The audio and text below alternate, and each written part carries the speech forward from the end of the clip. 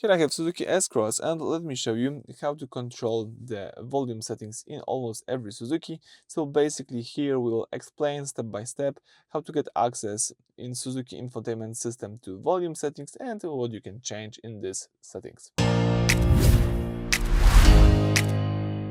Alright, so at the very beginning, let's start by using the home screen of Suzuki Infotainment system. Then you've got here the settings. So let's choose the settings icon, this gear icon. As you can see from the following list, you've got here a few options. Let's choose general, and under general, you've got here the volume settings. So this is like the place when everything happens when it comes to a volume, and you've got here at the top of the list beep. So this toggles the confirmation sound you hear when you tap a button on the screen. Currently we've got off, but if you tap on, we will hear this beeping sound, as you can see and hear, of course.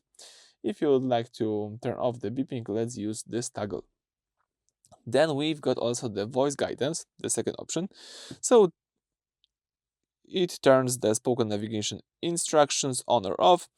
Currently it's off, but if we would like to hear these instructions like turn left in 200 meters, we need to enable this by using this toggle. I will put it on.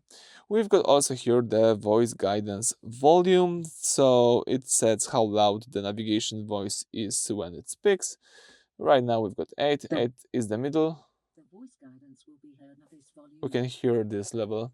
So this is the lowest. Let me check the highest possible. The voice guidance will be heard at this volume. I think 8 is the best one. The voice guidance will be heard at this volume. We've got also here the phone volume. So phone volume adjusts the loudness of the person's voice during a hands-free phone call. We've got also here the ringtone volume. As you can see right here, it controls how loud your car rings when you receive an incoming call. We can check out the ringtone volumes. The loudest one, and right now we've got the loudest one. Alright, let me put it at 8, for example. Then we've got also here the voice recognition volume, sets the volume of the car's feedback when you are using the voice commands. We can also check out the loudness. The voice guidance will be heard at the voice guidance will be heard at this volume. So basically you can adjust all of these volumes as you wish. As you can see right now, I put everything on 8, it's the middle one, but you can decide which one you would like to have on the highest volume and which one on the lowest one. You've got also here Attenuate AV volume on guidance voice. As you can see, Attenuate means to lower. This settings controls how much the music from radio or Spotify or etc. gets quieter when the navigation voice speaks. You can adjust it and turn it to high attenuation, or you can just use low attenuation or simply off. I think low attenuation is enough for me.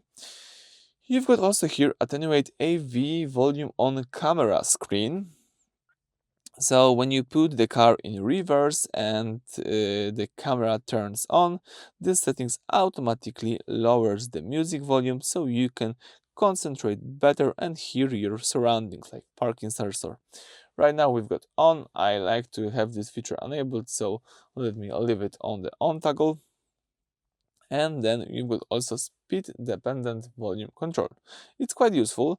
This feature automatically increases the music volume as you drive faster to compensate the road wind noise. So level 1 is subtle increase. Higher levels, of course, it's more increasing. You can adjust it to the free level or you can simply turn it off. So I think that's it. You just will go with me with all settings that you can control when it comes to a volume. As you can see, it's quite a lot of them. So you can adjust it and use it as you wish. So that's it for this video. Thank you for watching. Please subscribe to our channel and leave thumbs up.